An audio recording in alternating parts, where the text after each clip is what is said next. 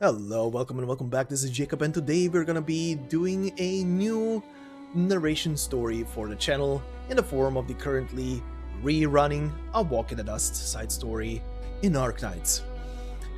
And in this story, we're gonna be looking over a couple of different time periods, let's say it that way, mostly focused on Kal'tsit and Passenger, who is kinda aptly named. I have to say, whoever came up with the name Passenger for him, respect.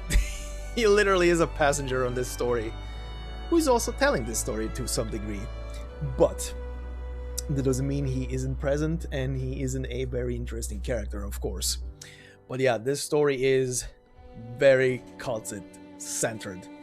And by the end of it, I hope, or rather on the last part of this narration, considering this will come out in probably 3 parts in total, I hope that everyone who is new to this story and either listening here for the first time to it or reading it for themselves for the first time came to the same weird question in their head as I did. But we'll see about that when we get there. For now, all I say is, again, for newcomers, I do both narrations on this channel, so if you just wanna grind out the event and listen to stories, well, this channel is pretty much made for you then. Just sit back, relax, listen, and just blitz through the stages and get the grind on quickly. Or if you're doing anything else in your daily life, obviously, as do I with a lot of other YouTube channels I'm subscribed to while I'm doing other stuff in my life. But like I said, this story today is focused around Kal'tsit. We will do the narration here, and as per usual, I will do the usual character voices for them to some extended degree, so it's not just bland narration, of course. But yeah, also, I have to say, can we get this song, this music, as a selectable menu theme, please, at some point? Please? Please? Hypogryph, please? But yeah, let's get into the story. And yes, I am recording this pre-release, obviously, of the rerun, considering it's in the game anyway. So I have the opportunity to record and post it when the story goes actually live, or the event goes actually live. So, we get an extra bit of text, which is, I do not believe, present. Well, I'll see soon if it's present, but I don't think it's present on the banner of the actual event page. But yeah, let's begin, shall we? So today's story's title is A Walk in the Dust, and it says here on the page, the extent of Kal'tsit's influence is immeasurable. Ursus, Victoria, and Sargon all bear marks of her presence. Whatever her role may be, she firmly and persistently pursues her own vision. Those who journey alongside her, too, are busily altering the stories of their own lives. Time stops for no one, and Kal'tsit is marching onward. So yeah, for today's narration we will cover the story for stage 1 and 2. The stage in between is only a training stage, so nothing to add there. And unlike the narrations that I do for the main story, for example, I will include the descriptions you get for the stages here, considering some of them are describing the current moment and reasoning for the battles in most cases. But yeah, let's begin with stage number 1, titled The Siege of Redhorn. It says here, the arrival of a squad from Columbia throws an unremarkable Sargon village into turmoil. 2 storage for the stage, 1 before, 1 after. So let's begin with the before part.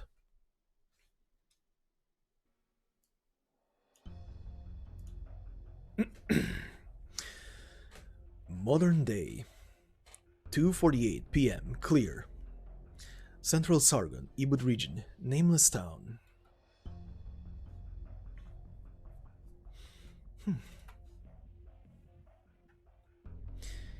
No one here.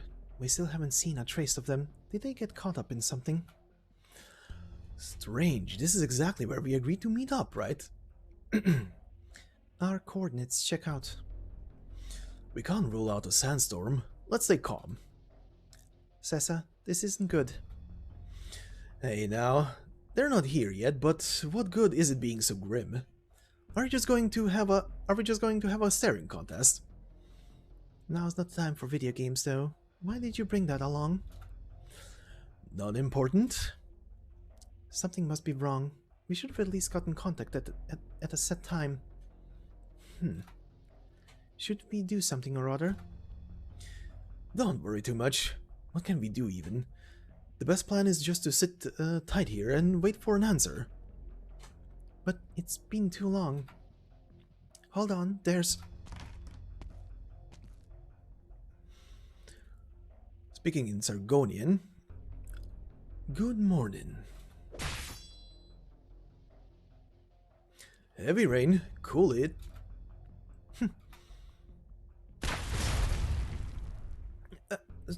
Sorry, I struck on reflex. Continuing to speak in Sargonian. Oh, your looks deceive. You're quite a quick-tempered girl. This will only damage your first impressions, though. This is the Reef Steep Black Market, and we're all in business here. I trust we have words for each other, so no need for an armed conversation, yes? Answers him back in Sargonian. What day is today? Why would the Sand Soldier be here? Oh, you recognize me? The head intel peddler of the Restep Market, the puppeteer of the vast majority of all armed conflicts in Ebut, styled by the locals as Zuzu. In an ancient tongue, it entailed a charm or perhaps a talisman. But I know what lies behind your new name, Sand Soldier. What's a major player like you up to here? Let's not get ahead of ourselves. I just wanted to have a chat with you two. With Rhode Island. Or perhaps I've disrupted your original itinerary. Also answers him back in Sargonian. Where are our operators? Oh, so you're from Sargon too then? Good. Then let's get right to the point. Your operators are safe and sound. Your batch of experimental medicine material also untouched. Where are they? Who knows? You... Heavy rain, rein it in. Quite right, rein it in. You haven't even the capital to start a conflict with me here. Compared to how valuable your pharmaceutical materials are, a few porters can't be worth much in my concern. You have your eyes on those materials. And if I nodded yes... Let our operators go, we'll hand over the goods. How about that? Oh, as simple as that? But all I took was a few employees. Now I'm a little skeptical. Your goods might have had a small footprint, but they're not cheap. It doesn't seem Rhode Island Pharmaceuticals is so profligate a company. Would you really be so willing to give them up? I'll stop you right there. Forget market value. Human life is the most precious thing to us. A perspective bursting with humanity. But who will step up to weigh them then? Decide their worth. Will a certain Kal'tsit? You nabbed our contract. You know Dr. Kal'tsit? No, it's a very common name. Over these years, I've seen so many people in error. So many. Back to our original topic. Oh, my apologies. Your people are actually waiting right outside, and I have no interest in your goods. Heavy rain?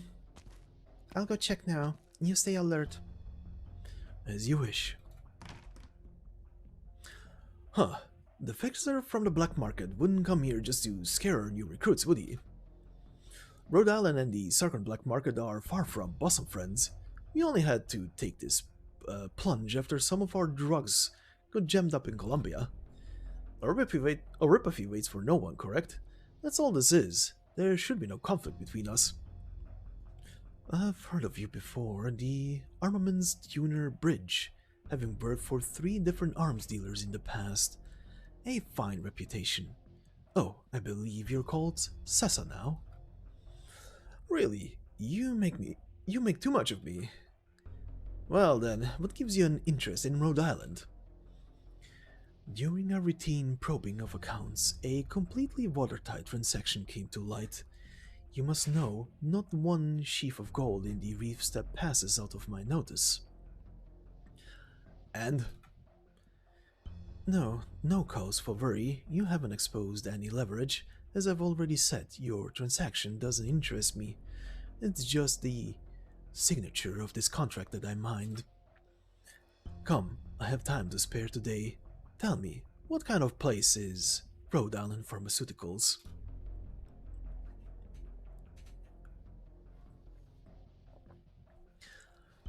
Trek upon Terra as millions of lives.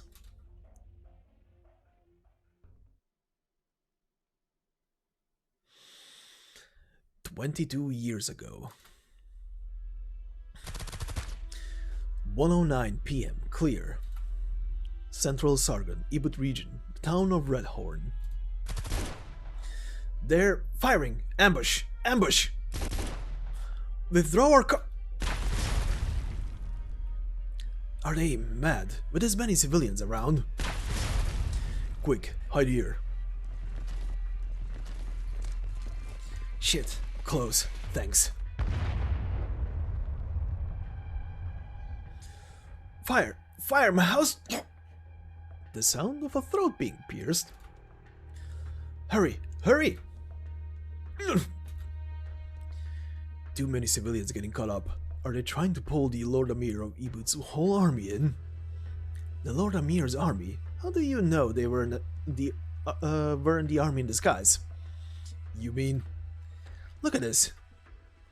The red mark. You picked this off one of the corpses. I did. We've been fooled by our own. The situation here is a complete mess now. You might not even get it if I give you the whole lecture. It's way more than just us who wanted to ransack that squad. Damn it. Grab it and turn it to cash my ass. This is a full blown out war now. The sentry sent me all the coordinates before going back. There's 4 different identifiers, all crawling this one area. Do you understand what this means? Either we break through the line and earn big, or we still have the chance to surrender right now. God damn it, this is insane.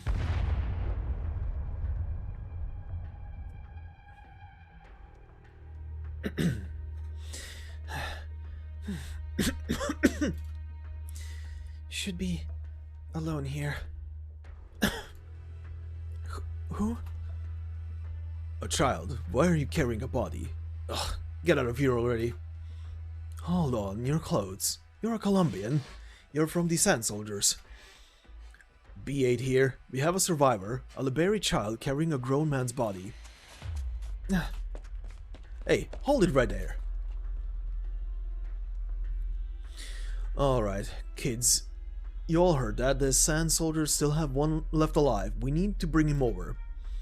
There's still a chance our target fell into someone else's hands. Just in case, kill every last one you come across. Doesn't matter if they're the Lord Amirs. Even if Padishah Murad himself is here, he has to die too. Remember a silver box. I want to be sitting on that singing before the sun goes down. We've intercepted their comms bands. It seems the Sand Soldiers still have a survivor. A child carrying a body, probably a comrade. Think he's got what Padishah's after? Not one team's retreated from that town yet. Chances are they are all still looking for their target. Of course, everyone swarming that tiny of a town at once is just going to add to the chaos. Waste time and nothing else. Hold on, our caster's got news. Something's up. What? There's a freight truck. Registration Toronto, Colombia. Parked near the central smoke bazaar. A woman and a monster? Monster? What monster? Oh. Line cut off. He gets careless too? No, his ambush point is at least a kilometer out from the bazaar. It shouldn't have been that fast. Nonetheless, whatever team This is new, the topography here like the backs of their hands, or maybe they're just experienced enough to blow anyone off the sand. Could it be someone from Vouvier, or some other cutthroat here on Columbia's dime? Let's watch this unfold first.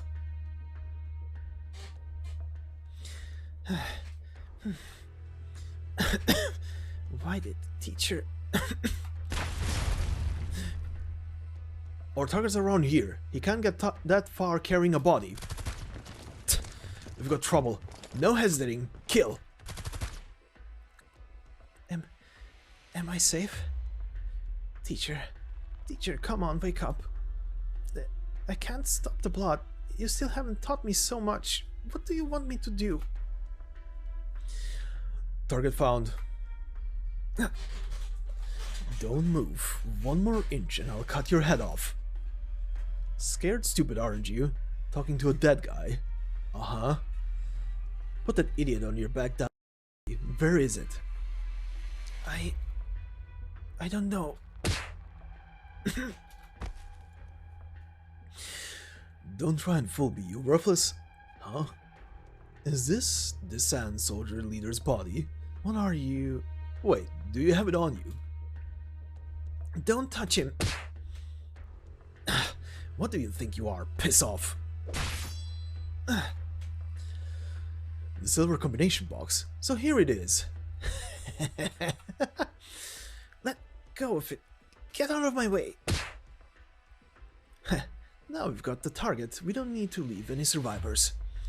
Don't blame me, kid. This is my job.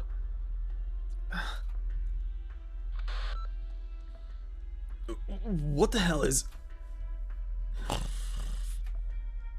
What is that? Hey, is anyone there? I've run into another...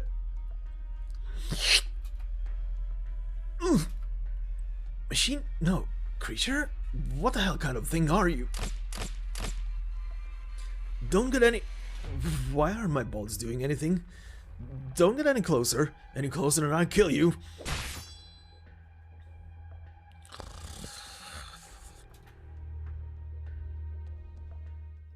Before his eyes, the monster skewers the ruffian.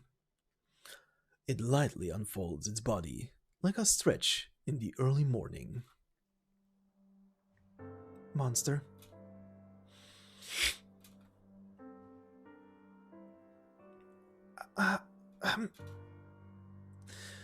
The boy is frozen in place, having long lost his voice to cry out.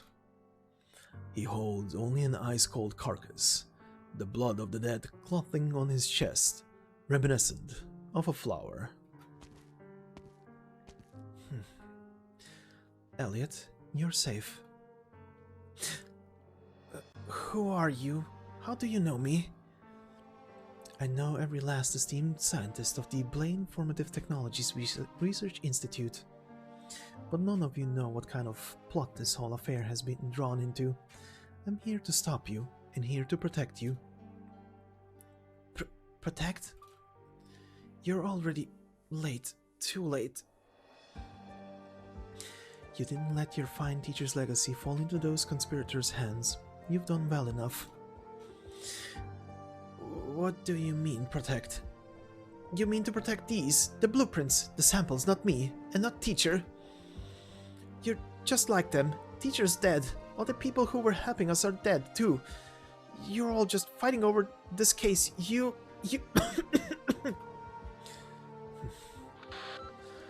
Advisor, we've confirmed 3 mercenary teams hired by Lord Amir across the map, as well as 1 circus unit on a cliff outside the town. Affiliation unknown for now. According to our plans, we still have 7 minutes. I found 1 survivor, sample in hand. The Everk route is secure. Converge in 3 minutes.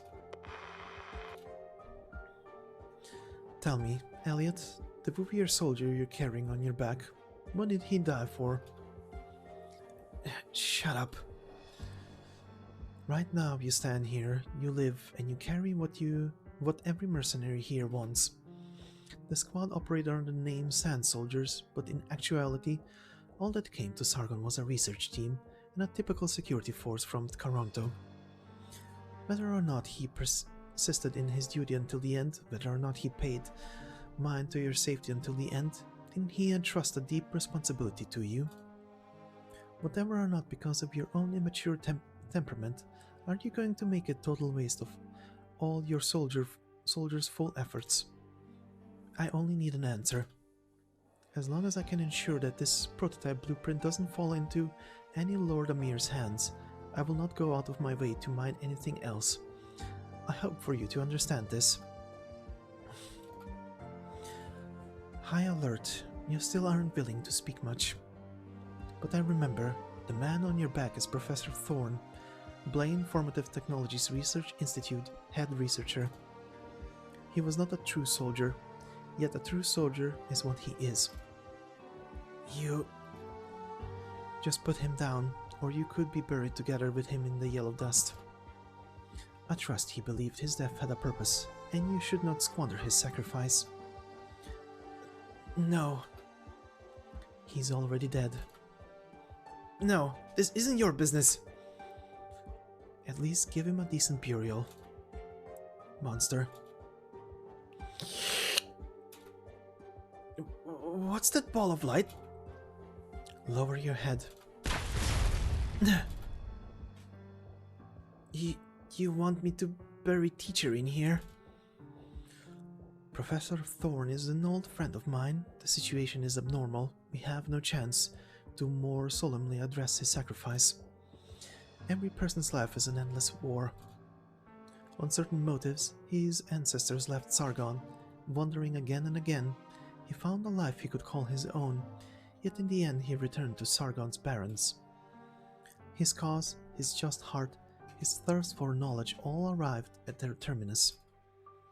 The Professor Thorne I knew was in no way unversed in the life's affairs.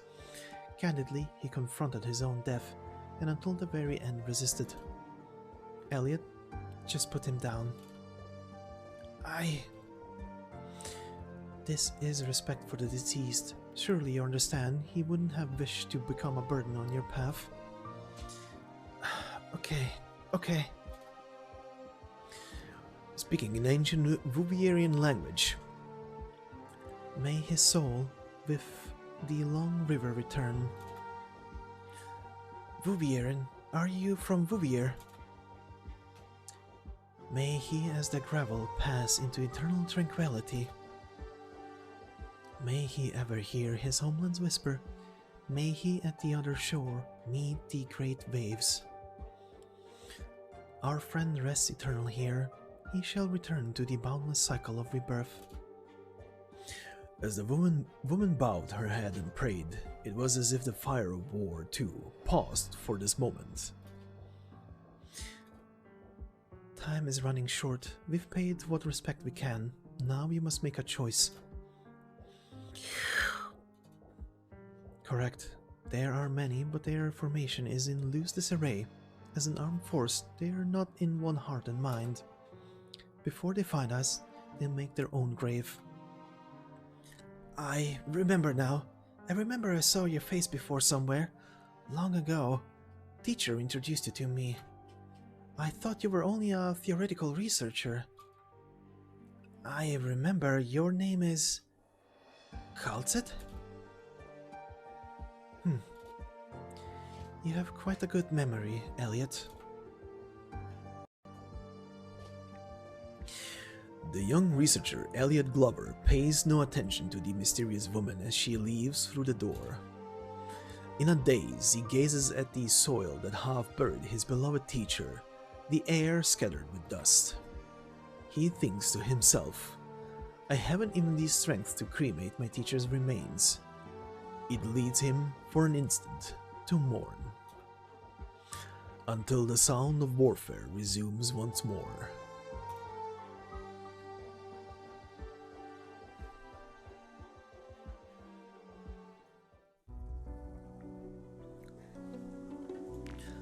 Alright, and continuing with the after stage story. 22 years ago. 3:09 p.m. Clear. Central Sargon Ebut region. Advisor. Confirm retrieval of target, and before any other teams form up and cut us off, pull out of here. Understood. This is the Up team. Advanced Ops Advisor has retrieved the Sand Soldier Survivor along with target material. Acknowledged. Advisor, Recon team has ensured the safety of our route. Alright then, let's go.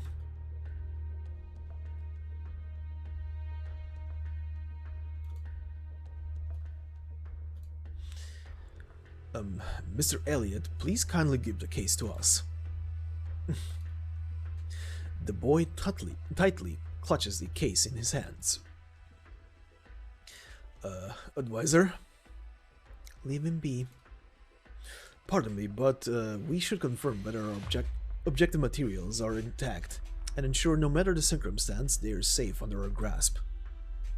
You think he'll run? No, of course. Alright, understood. Yes. Why did we stop? Seems we broke down. What's wrong? Caster, come take a look. Couldn't be our fuel, right? Did nobody inspect before we left base? Who was in charge? J5 from the Stouthammer squad was on vehicle inspection, but they're all on the recon team. What should we do? Get in touch with them? Elliot? Huh? Keep that case safe and lower your head. What?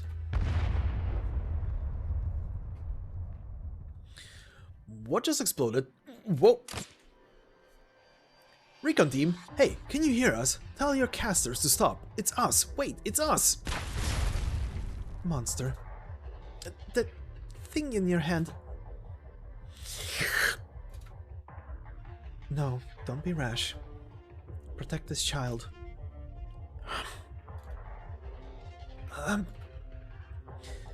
What's happening? Weren't they with you? Here to help us? Stay alert, monster.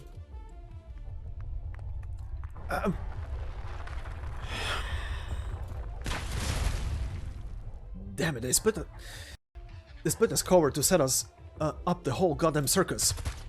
Attention, Riverblade Squad, all members of Riverblade Squad. The recon team has overtly attacked us, scratching every clause of the contract. Caster division, ready up. Snipers confirm bearings and prepare to attack. You all copy? The Stouthammer squad has turned traitor. Fight back, open fire.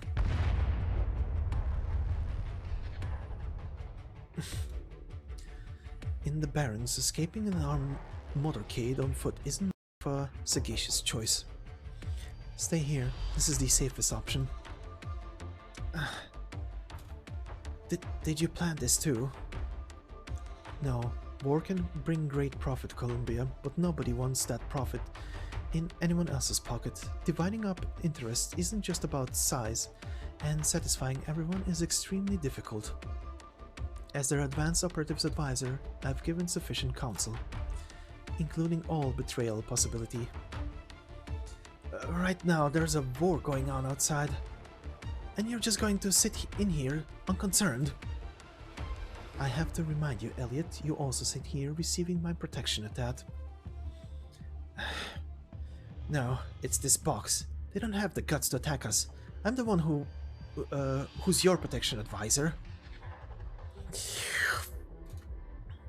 I don't intend to retort. They absolutely won't dare destroy an arts prototype that could convert half of Sargon's rainforest into barrens.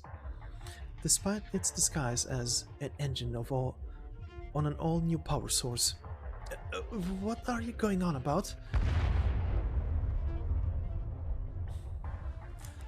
Advisor, we can't hold out for much longer. We need to pull back immediately and change course. Please, bring the survivor with us. We'll ensure your safety. Understood.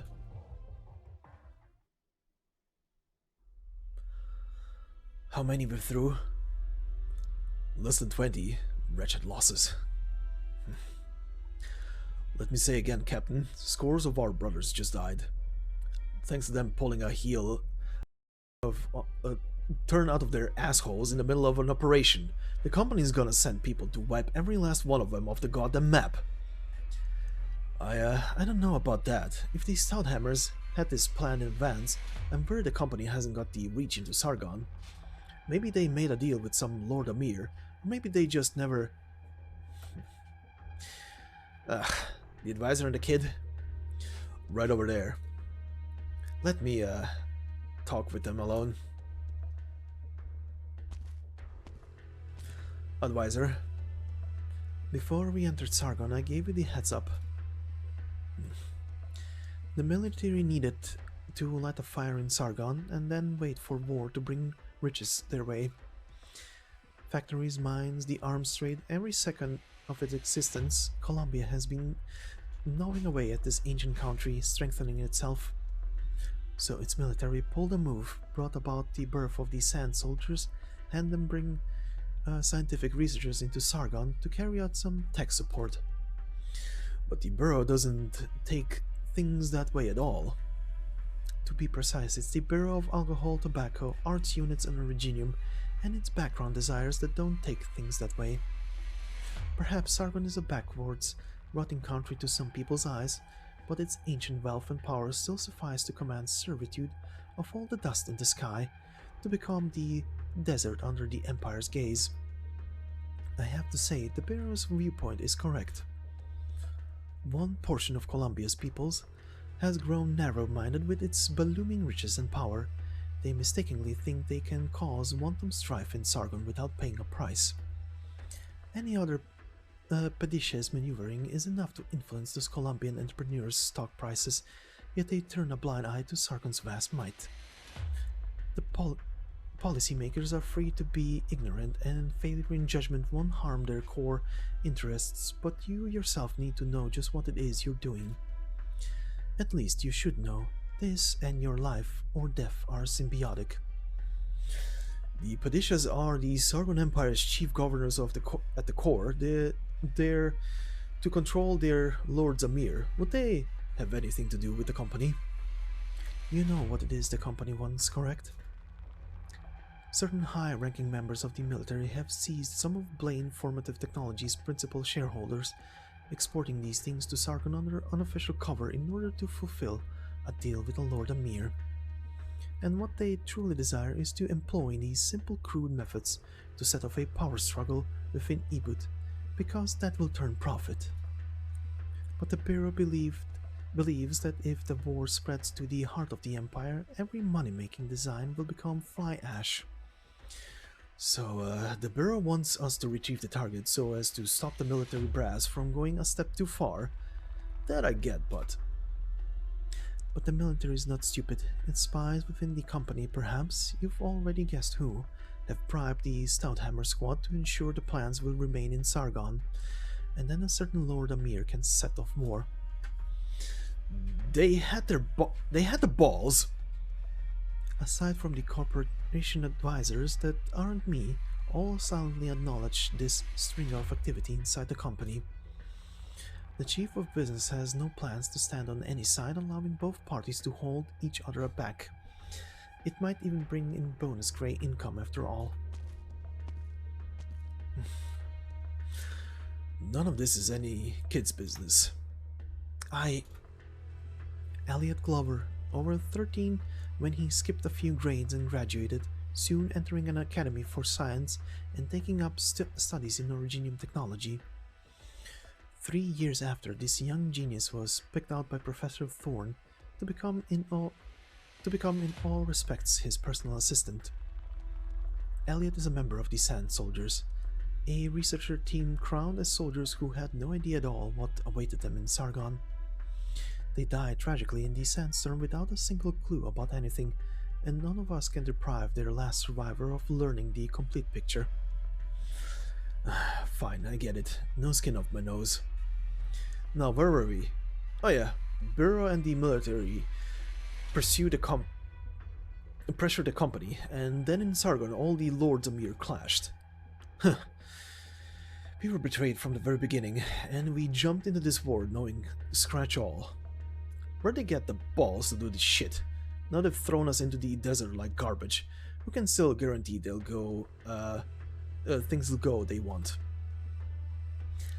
The company never cared about what ultimately ended up in whose hands. Regardless of which of you survived to complete the mission, they'd still pocket a reward. To be precise, even if you all died right here, it wouldn't affect a single coin that falls into their pockets. Because the ever-eyeing Lords Amir and the Padishas would have helped you settle and follow up on things otherwise, it's only natural they brought in the chaos. The moment you were first run into Sargon by that enormous reward, you were already cornered. Sorry, advisor. You warned us out of the kindness of your heart, and you gave our op everything you had to. I respect you a hell of a lot more than I do those cigar munchers, all making up absolute shit at their meeting tables. But maybe we still have one other option. Right now, pull out your arms, advisor. I hope this decisive battle can preserve some dignity. You're going to kill her? Why not? That's not what our original job really was, after all. Don't lose your head, mercenary. I know you've received secret orders from the chief of business, but I also trust you understand that right now, following things to the letter will only cut off your own way out. Yeah, you've always given me an omniscient kind of impression. The company sold us out, the chief of business sacked us like pawns, the Lords Amir, the Padishas, and the Colombian military are all itching to kill us and snatch the goods. But we're mercs, and that's just morning coffee to us. As long as I can still make bank, I have no shits to give. What a pity. I'm just the smallest fry in this whole whirlwind of crisis. But whether it's in the Bureau's interest or the military's whatever, all that shit makes me dizzy. Even the company thinks you shouldn't hang around here any longer, advisor. This is a good chance to make a senior advisor in Sargon disappear. Some folks paid me a lot of money, and I couldn't say if they were the same who bribed the Stahlhammers. But none of that matters. I just want to ask you one last thing. You've done so much. What was it all for in the end? Columbia, Sargon, and perhaps Victoria as well.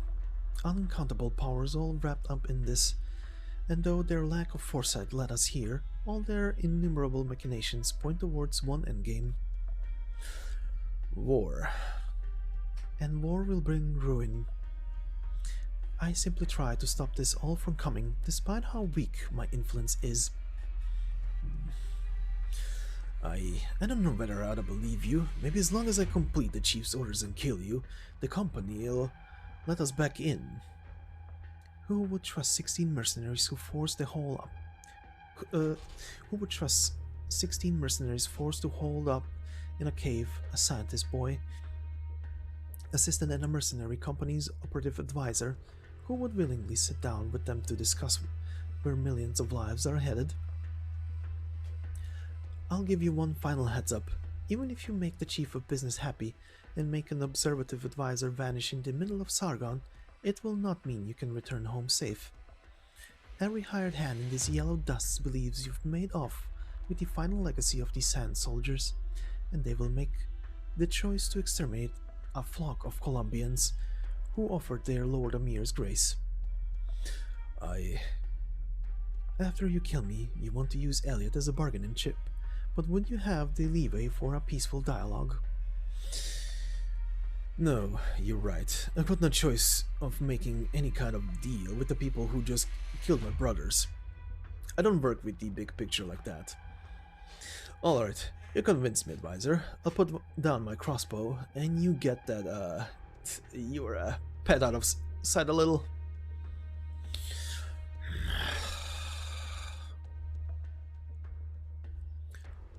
How are you going to proceed? If we keep working together, will you ensure our return to Columbia? Precisely the opposite. If you truly keep working with me, you will only add to the dangers you face. But at the least I can plot a route for you and help you stow away into Minos. This is the safest path. The safest path? And you're not even gonna go with us? My goal lies elsewhere. There's no way you'd say you prepared this route just for us, right? Don't misunderstand. This is just for those who can get out of here alive, regardless of who they are. Sounds a little like salvation, huh? There's a hint of arrogance behind that word. If you have any misgivings, just treat this as a deal. Alright, alright. Last time I didn't trust you, we ended up right in the frying pan. Maybe this time I'll be a little smarter. This is a deal, advisor. I want to use both your lives to buy the lives of me and the brothers I have left. 16 for 2. Very cost effective. Damn right. Cost effective. You saw this day coming from miles away, didn't you? Where are we heading? Where are we? I want to... There's a local place for dealings which the local arms dealers and underground originium goods merchants all call the Reef Steve Black Market. When we find that market, its stowaways can help us out. What's on your mind? I'm thinking about... I just left teacher's body in that makeshift... I should have... The blood and the screaming...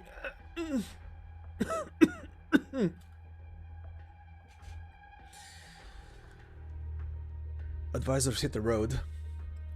What now?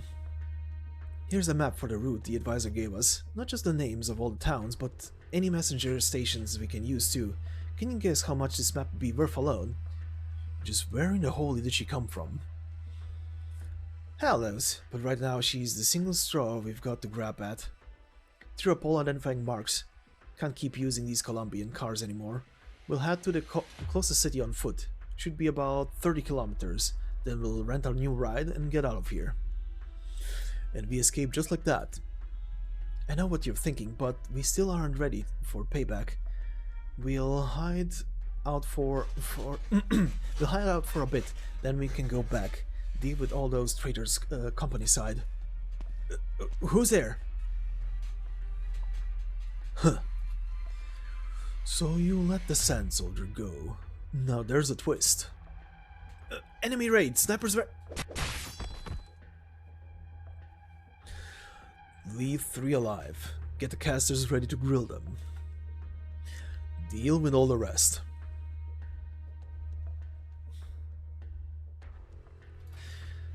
Have you calmed down some?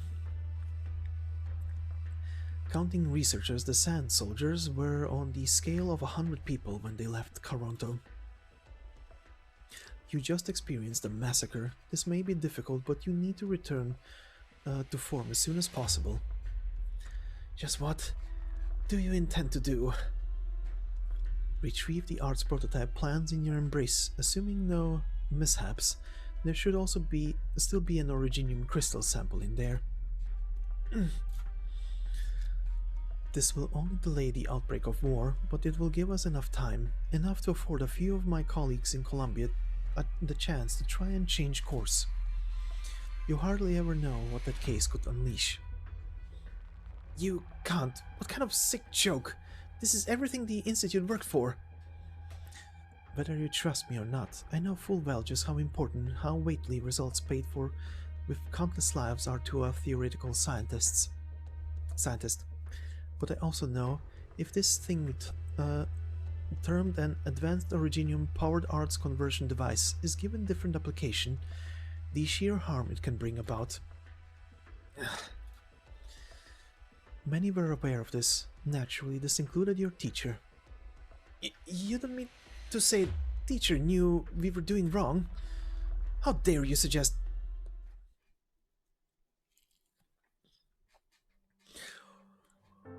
So, this is Sargon. Ah, a time-old charm of a country. Look around here. At the heart of a wild-grown desert, no dependence on nomadic cities. Still so full of life. It is, teacher. Elliot, your mind's wandering. Come here, let me brush that gravel off your head. Thank you, teacher. Teacher, if you were this caring of the woman who tried to woo you, I don't think your family would urge you so hard to get married. Don't poke your teacher where it hurts, or else you'll be assigned to, to double next month's experiments. Ah. Teacher? Not much, just something that popped into my head. The mountain range at the end of the Barrenlands and the rainforest on the other side must be both bursting with life too in their own ways, totally unlike the Barrens we're in. In that rainforest, could there reside people just unlike those here? What kind of life do they lead then? How does it fare? The rainforest? Why all of a sudden thought, teacher? Elliot, we believe our undertakings are for the benefit of ever more of humanity, for those still without the blessings of originium technology. But at times the fruits of our research may not be implemented as we intended. Perhaps from the start we chose a path wrong, excessively wrong, and when we realize it, we are powerless to redeem. Huh? Just supposing, provided a day like that dawned.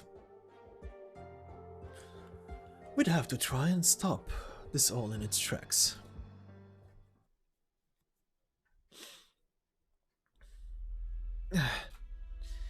Mr. Thorne, No, it can't be. He was deceived. Thorne's research had been rigged from the start. The capital bounced around to land in his hands, disguised as an exciting investment in the new energy market, perfectly unscrupulous, giving nobody any doubts. I'd warned him before, but perhaps the experiment's success and advancement made him put his own misgivings aside. No one is perfect, Elliot, but your labors will not become a catalyst of conflict and death. I came here to ensure that, and I need your assistance. Right, you have 5 minutes to gather your thoughts, and then we'll leave. Huh? You want me to go with you? You'd only die in the Barrens otherwise. I won't deny your gift for the mathematical and applied originium fields, but you don't have even the first idea of what vegetation can offer you any moisture content. I don't want the last young one who knows the truth to senselessly pass away in front of me. Of course, if you feel your calling is at its end, then you have no need to press onward. I can arrange for your refuge in the Sargon countryside. Just who in the world are you? Why do you speak of everything so downplayed? I'm presently an advanced operations advisor and arts instructor for the Vestin Security Company, Columbia. If I have to repeat myself once more to you, I am Kal'tsit. Kal'tsit.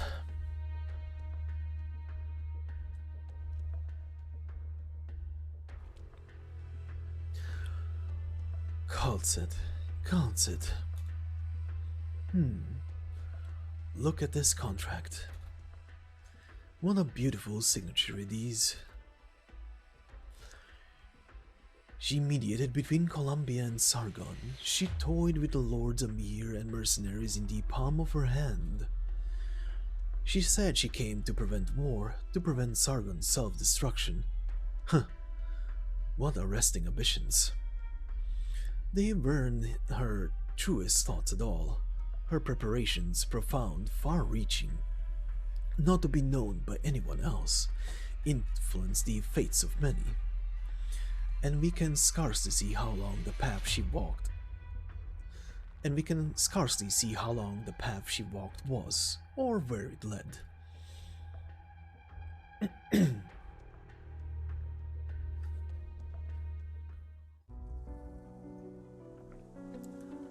Alright, and continuing on to stage 2 and its story, titled A Bolt from the Blue Oasis.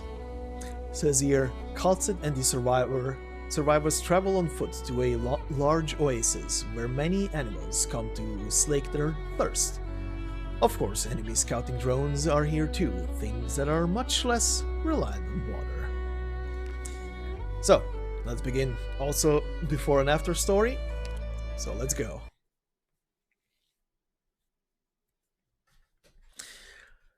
And now to a completely different time. 17 years ago. 3:09 p.m. Clear. Ursus, 147 kilometers northwest from the main course of the Matic City Chernobog. Village. A hamlet. Quick, quick, the doctor says to get warm water. Where would we find warm water so easily? Ask Marfa if her family still has any water they boiled this morning. Emperor above, we beg you, please, bless our old Dushka. Excuse me, what's happening here? Who is the doctor you mentioned? Oh, who are you? Where did you come from? Your clothes mean you're from the city, right? Sorry, we're busy aiding someone right now. If you don't mind, come with me this way. At least you have a place to sit. It's okay, I came here to find that doctor, as it happens. What's her name? You're not here to... She's just a shady doctor. Do you have great trust in her? But she's... Well, all we have who can say her Dadushka. I beg you. I'm begging you. At least just for now. She's only a doctor here to save us. I'm not here to seize her. I just have a little business with her. Could you show me the way? I don't know if... I'm a doctor too. Perhaps I can be of help. Oh, even a burn beast wouldn't know you're a scholar seeing your clothes. You can tell Dr. Kal'tsits something first. Tell her her student Lilia is here to visit her, and ask her if she needs any assistance or not. Ah, so you knew the doctor's name, and you're Lilia, is that right? Good, truly a wonderful name. Wait there for a moment, I'll go right now. Ah, hey, don't forget to ask Marfa. Bring warm water over.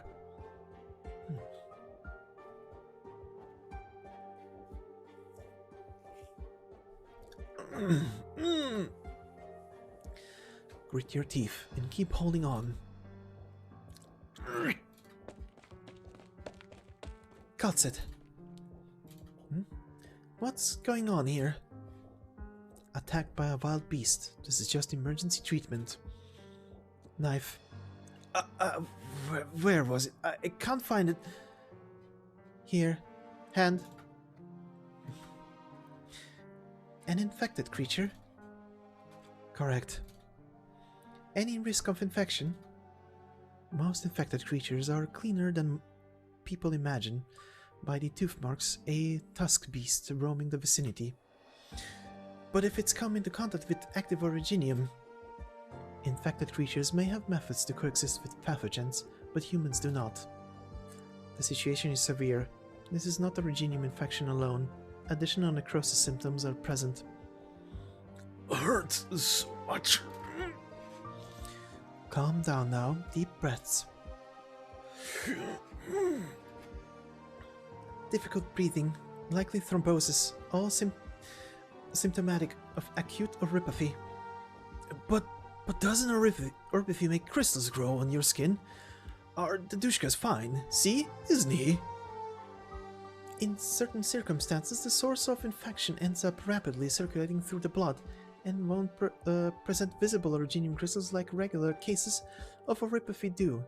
Infection symptoms intensify within a short time very quickly. If we don't suppress it via drugs... Oh, Emperor above, Emperor above. You've learned a lot. Syringes are inside a grey medical kit. Here, you carried a suppressant like this with you. There's always times of need. Wait, Doctor, is this expensive? Thinking about that at a time like this? It's affordable. You have no need to worry. Our top priority right now is suppressing your acute oropathy responses and prevent an originium crystal dust outburst. You don't want the others in the village to suffer because of you, correct? Steady breaths. Relax. You'll be fine. All Alright.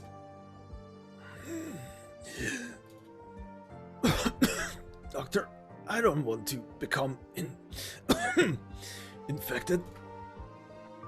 I'm very sorry. I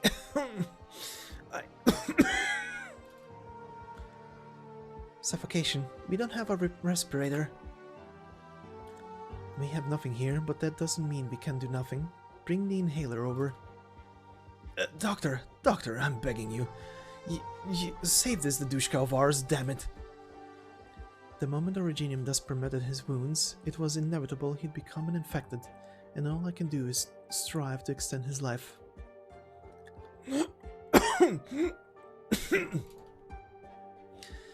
Has the suppressant still not taken effect? Considering the patient's age, the suppressant itself was a tremendous risk. Hold your nerve. Breathing has stabilized some. Is he better now? Is his sickness gone? In terms of his acute symptoms, possibly, but if you mean his oripathy, we can do nothing. No one can do anything. How could this... Then if the man from the patrol unit comes by, then just give me up. I only had so long left anyway. Infected. Fine, so be it. Just as long as you don't let the eggheads in here to run their mouths. No, we wouldn't. We just have to hide you. We won't let anyone find you.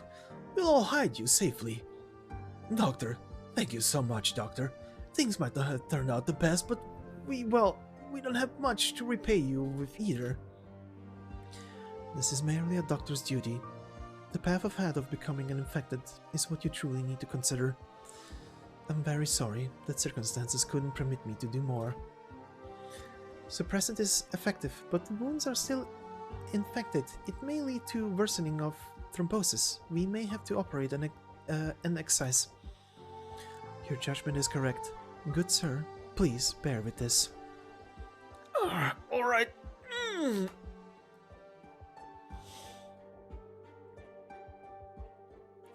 Sorry about that, Lilia. Long time no see, Director Kal'tsit. Long time no see. Let's walk and talk. Perhaps you're not enthused about conversing with me like this after that bloodbath, but from the bottom of my heart, I'm glad you're still alive. So, after that you hid here the whole time? From the hill over there you can see out to Chernobog's skyscrapers.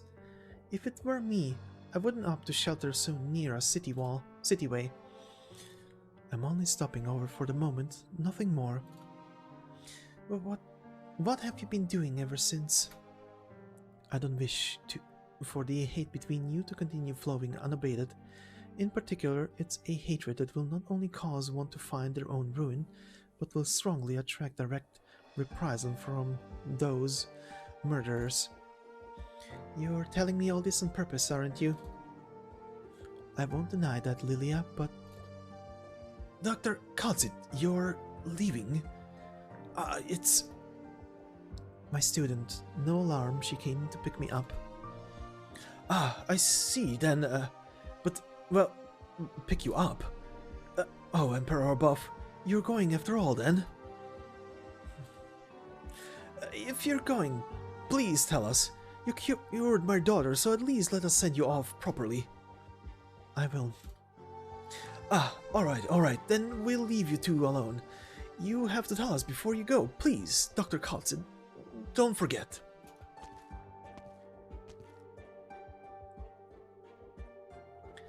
The people here seem to like you. They've shown enough goodwill already. I've merely done my work as a doctor. They're the ones who live true Ursa's lives. We've spent so long in the research institute, there's plenty we've forgotten. Even positioning themselves near a city way couldn't bring them opportunity nor prosperity. Precisely the opposite. A tyrant official with subordinate power took hold there, exploiting the poor folk to offer the patrol unit yet more convenient soil. So they can't even find one run-of-the-mill doctor graduate from medical school, and one run-of-the-mill flu strain could kill a tender young girl.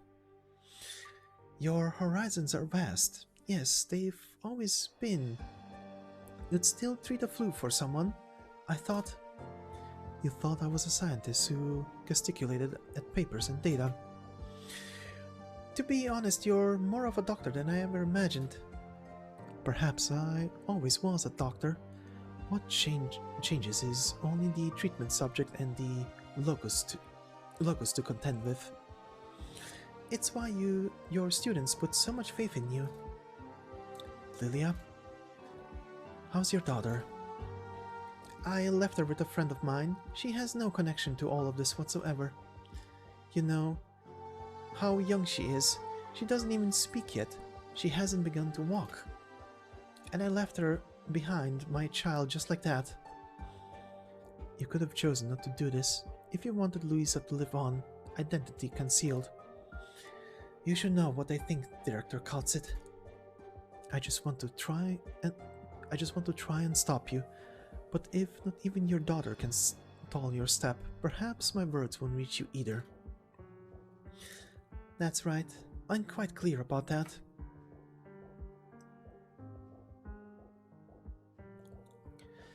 Winter's so cold this year. Vampilov's father went mad from his son's death. He kept foul beasts penned in a loft by the lake, and every day would fantasize for a while he was going hunting with his son.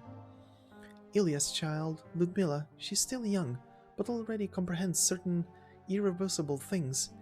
Nobody even knows how she's doing nowadays. And Romanovich too.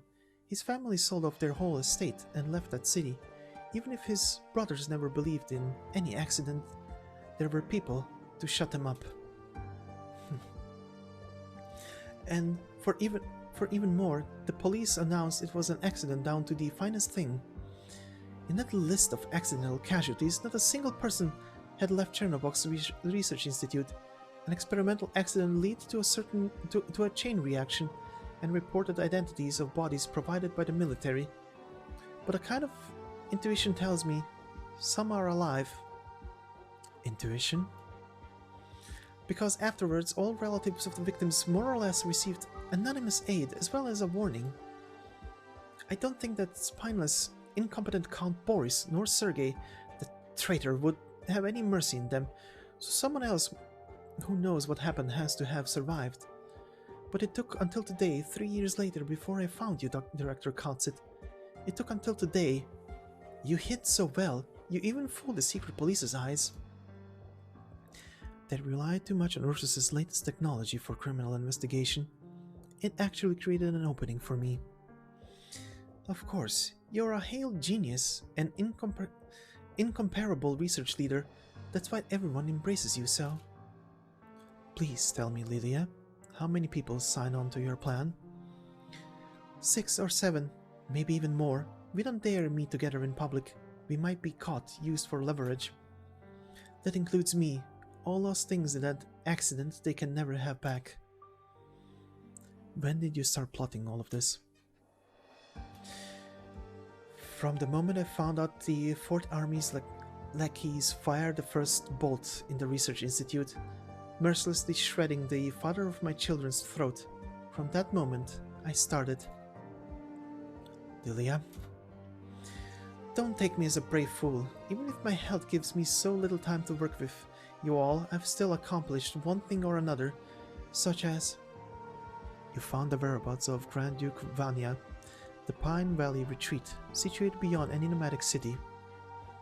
Oh.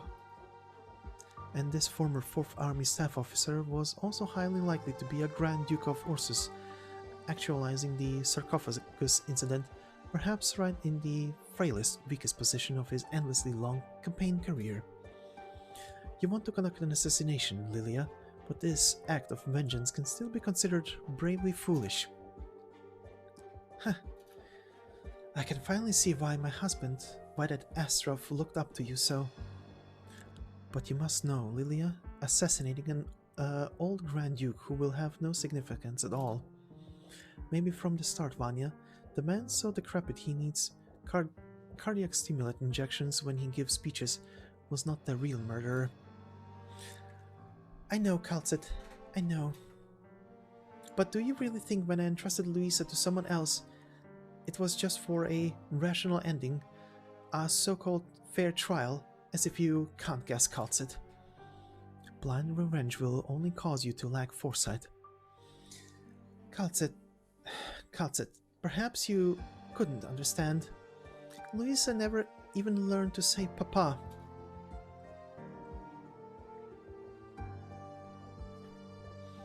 You can sit. How long have you spent in here? Not worth mentioning. Lilia, you look awful. You need to rest. How did you find me? Just sheer chance. If not for sheer chance, perhaps I'd have never learned you were still alive. Ludmilla. We didn't want our children coming to too much harm, so at first we planned to look for Ludmilla. But then we learned from Ludmilla's housekeeper that someone was sustaining contact with them, aiding them. Someone anonymous, but she seemed to know it all, inside and out. The same Anonym had even set up a way for her to leave Ursus. It was then I was sure that some were still alive, and to my knowledge very few could accomplish something like that. Have some tea. Here I imagine you be itching to ask about my business at the retreat. Lilia, I imagine the one who's really itching here is you. And you knew all along exactly where Vanya was. You're really just going to sit on the sidelines? You should know all the secrets he's holding on to. The true secrets have already been sealed for eternity in that research institute, thanks to Ilya's perseverance. Even now, the army haven't been able to find a single scrap of the gains they were drooling for. And Grand Duke Vanya is incredibly ill. He'll recuperate at Pine Valley every winter, provided you have any way to sneak into a so-called high-class salon. Even once, it's not hard to come by the information. He even brags about how the retreat is so beautiful and vast. Correct. There is no shortage of forces soldiers with outstanding services there, and of course, bureaucrats and nobles too. Infiltrating it and assassinating a Grand Duke would be as absurd as you, in Chernobog, charging into Count Boris's house with a knife, slitting his throat open and then escaping again untouched. You're right, but for those bureaucrats and nobles, security in there is still weak enough to make people restless. I won't deny that, but how do you know that's not a signal, one that Grand Duke Vanya is no longer an important figure, or that his fate has already been set by certain people? I've told you, Kal'tsit, what I want isn't a fair trial. To make it clear, what I long for is a lynching. Now is not the time to discuss justice or morality, Kal'tsit. Only those who can rest easy at night enjoy using objectivity as a shield. Whether Grand Duke Vanya is censored by the military or the Emperor, becomes a scapegoat, stands the wrong side in political conflict, suffers banishment, is stowed away by the army. No matter what, even if he dies miserably in the end at the gallows, what business is that of mine? It was him pushed for all of Chernobog to sink into deeper ruin, and all I know is he should pay the price. He should pay the price to us. He's the murderer who killed my children's father. Kal'tsit. I'm listening. I've already figured out how to infiltrate a retreat, but I also need to admit, even if the security there is suspiciously weak, that doesn't mean any of us can pull this off smoothly. I found a breach. Someone who's been in charge of security at that noble's sanatorium for 30 plus years, but hasn't had the guts to make much side money off it for fear of nobles. I prepared a huge sum with my colleagues' help.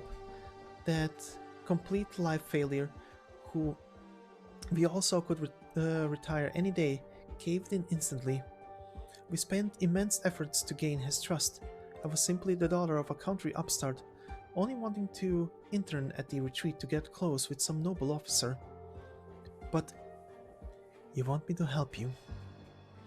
Yes, forging any identity has risks no matter what, but to my mind the retreat and the information agency wouldn't be that tied up, so... If even the secret police are fooled into thinking you're dead, then death will be your open road.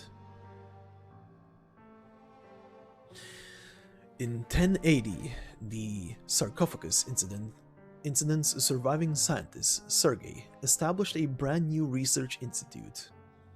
The same year, Count Boris vastly expanded Chernobog's industrial region. The Fourth Army's messengers, for the first time in history, found the Count's door was closed to them there. Ludmilla was still young, and Luisa was but one amongst countless children, so Kal'tsit thought. She could comprehend that Lilia, as a mother, had complex, cruel expectations of these children. And after the Chernobyl core city engine underwent its up-10th major maintenance, it still turned with a rumble.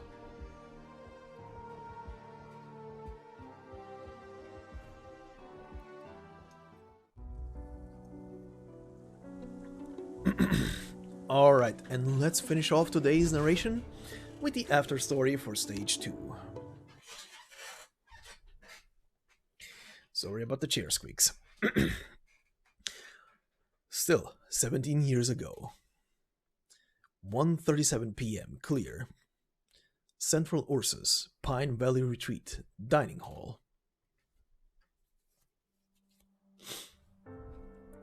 Sir, your coffee. Are you new? I am, sir. Then ask around about how I take my coffee. Bring it to me again once you let it cool. You damn feline. Ugh, a feline. You disgusting wretch. I didn't go to war to have a feline take care of me. Get out of my sight. My utmost apologies, sir. This is my oversight. Please don't tell the head caretaker. I'll prepare it again for you right away. If you don't want to lose your job, you have 3 minutes to do it over properly. Also, is something wrong with your eyes? If you don't know how to smile, I'll tear that face off of yours. Please don't. I'm very sorry to displease you. I'll go and redo it right now. Servants these days. Is a nice figure all they have to offer? I am very sorry, sir. Please do not get angry. It would be highly detrimental to your condition. Out of the way. Yes, very sorry.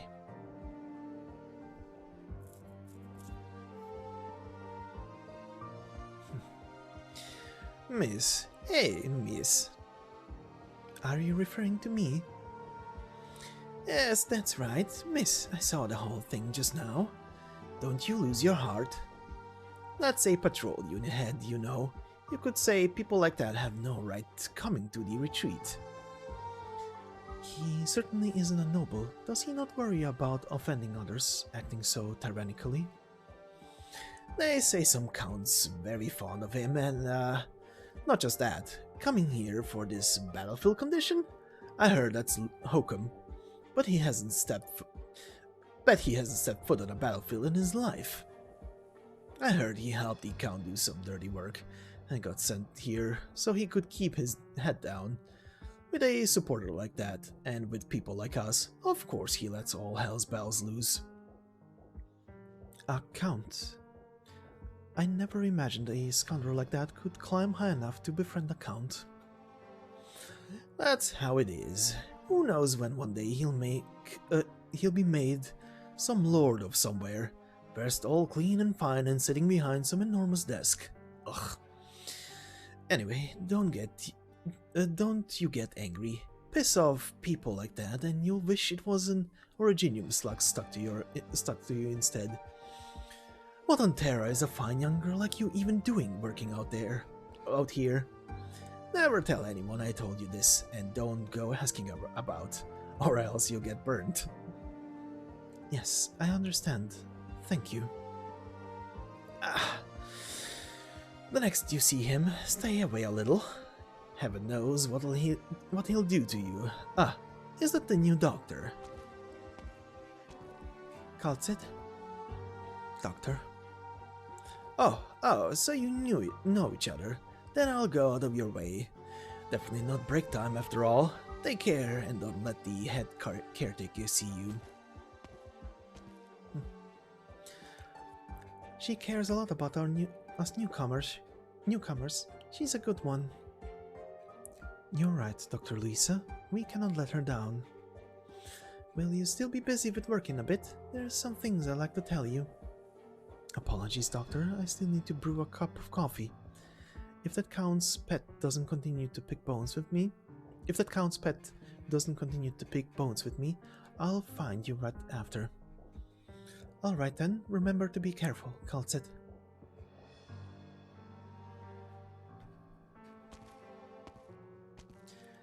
Dr. Louisa. It's just the two of us now, Kal'tsit. You should be using an alias. Louisa, borrowing your daughter's name, a disguise of that level is purely for humiliating the secret police.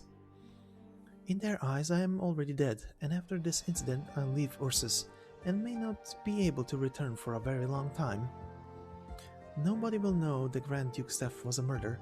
The next time they come to the Grand Duke's side, they will only discover that in his old age, his breathing stopped.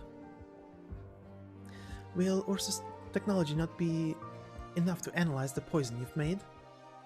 At present, I assure you, this exceeds their understanding of what a poison is. For how many years can your knowledge stay ahead of Ursus, Director? The Empire's progress has already surpassed what I imagined, but there are not details we need to discuss right now. Lilia, your hoped for aberration can only end in this way. None of you have the means to seek further revenge. It is unreasonable. Only the paramount Emperor of Ursus would be capable of erasing the Grand Duke's honor, significance, and all else. I know. Good. In that case, is this the place? Yes, we have no idea what Grand Duke Vanya is chronically afflicted with, but I found out from the head caretaker that every afternoon at 3 Vanya will leave his own monitoring room and come here to relax. He sunbathes here until sunset. When he has the occasional guests, he'll have his dinner right here with them. There's no way we can get close to the Grand Duke's room, but as for here, we're standing right here. Yes, but he won't be without bodyguards. The whole corridor will be sealed off when the time comes. Apart from any guests cleared to be with the Grand Duke, only his medical advisor, as well as the servants, are allowed to enter this area. Even so, the Ursus nobles won't permit the workers to come to this balcony freely. We've already waited for long enough. The longer we spend, the riskier this gets. I understand.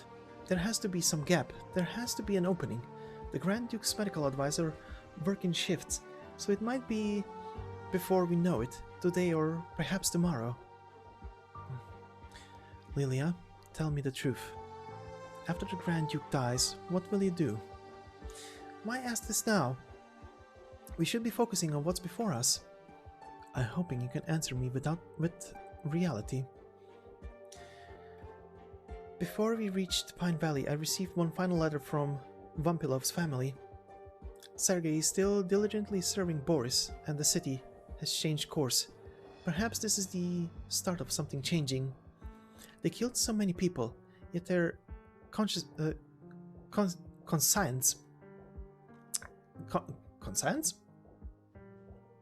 consciousness? Never mind. It's still so clear.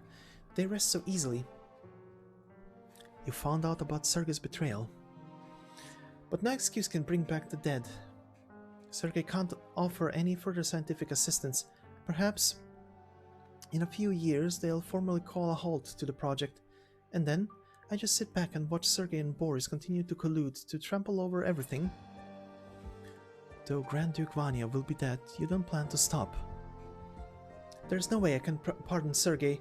The first time I met him, Astrov was drunk, hugging me so excited, telling me all about how he had such upstanding, excellent colleagues. He looked forward to this project like no one else, and I supported him. I supported him with all I could. Even up to now. Director Kal'tsit, you know everything, don't you? If you won't speak up, I'll return to Chernobog. I'll settle things once and for all. Vampilov's family have an escape route to Sami ready for me, but maybe I wouldn't get the chance to hitchhike my way with any messengers, and you... I do plan to. Of course. I'm very well aware I'm setting myself alight. So, Kal'tsit, no matter whether you plan to confess all the facts to me or not, at the very least, there's one thing I want you to agree to. I know I'm doing something insane right now, and I know maybe you're the one in the right, but right now I only have one request. Look after my daughter. Look after Luisa. The next generation doesn't need to inherit the hassle of hatred. Even if nobody can escape this cycle in the end, at least promise me, Kal'tsit, look after her. If you can, please look after Ludmilla too. Dr. Lisa? Dr. Lisa, where are you? Here. Please wait one moment. Kal'tsit, I promise you. This is simply our mother's final wish. I will see Luisa grow up. Thank you. Astrov, the last time he held Luisa's hand, he told me something half-jokingly. He said he hoped little Luisa would become a medical researcher just like me, and when Luisa was old enough to go to school, he hoped you'd be her very first teacher. I see. Those were the very last words he said to his daughter before he suddenly went to the institute that night. Oh, Doctor, here you are. Perfect. If you were any later, the head caretaker would have gone ballistic. Doctor, what's got your eyes all red? Did something happen? Nothing. What's the matter? It's time to make rounds. I wasn't even paying attention. Right, I understand. Is there some kind of commotion over there? Yes, seems an old nobleman's come from far off. Don't know for what. As long as the days go by smooth, that's what matters. Hello. Excuse me, we're currently making rounds. It seems you weren't on the list of scheduled visitors. Can I ask who you are? Just an Ursa citizen, here on a whim, looking to meet an old friend. Do carry on, madam. I hope I don't bother any of you in your work. Wit, are you off? No, old friend, I'll see you again in a bit. You should be more mindful of your health. With the winter here, don't set off that asthma of yours. As you were, madam. I'll be waiting in the hall. He's... Minister Witt. Do watch out. I'm sorry. The Grand Duke didn't know you were visiting. It's our negligence on the job to blame. As a token of apology, the Grand Duke would like you to have dinner with him. We hope you understand the Great Duke is ill, and if not for that, he would have greeted you himself.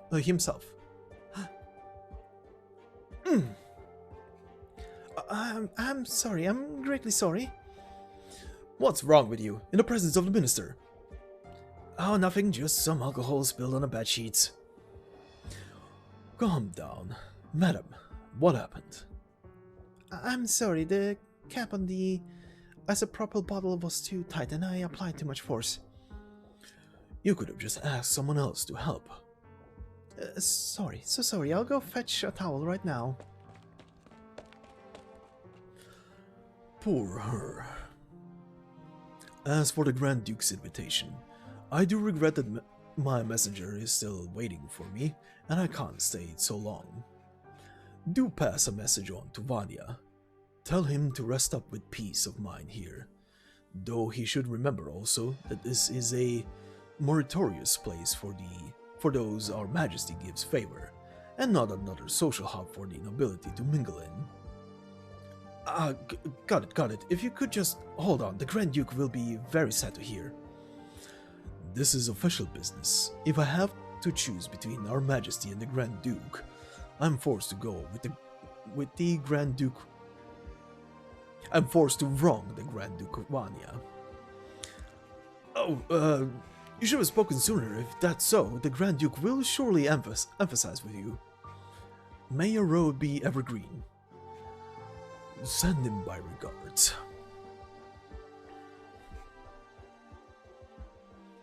Dr. Lisa, what's wrong? Kal'tsit, who is he? Viscount Islam Vit. You recognize him? Ursus's new Minister of Finance, a fresh noble with deep favor from the Emperor. It's alright, Dr. Lisa.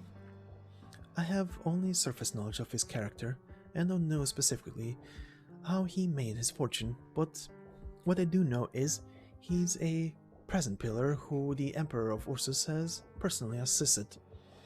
And young elites like him can only have their sights set on the whole of Ursus.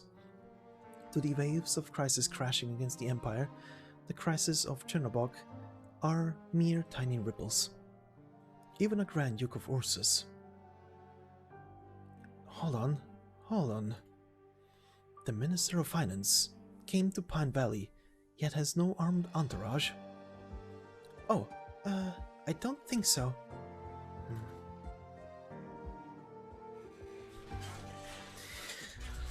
All right, and this is where we will stop for today's first part. Part 2 should be up in the next, like, roughly 24 hours after this first part comes out. 24 hours to, like, plus minus after that, depending on YouTube's HD rendering of these long videos. But so far, I hope everybody can keep track of this who is new to the story, considering we are being literally introduced to pretty much four separate, well, almost separate story tracks, all taking place at different times. We have the modern day, where Passenger is meeting 2 Rhode Island operators. We have 22 years ago. Actually, no, for now it's only 3. There will be a 4th one. But yeah, we have 22 years ago, when young Passenger, aka Elliot, as he is actually named, his real name of course, meets Kal'tsit, and then we have 17 years ago from modern time,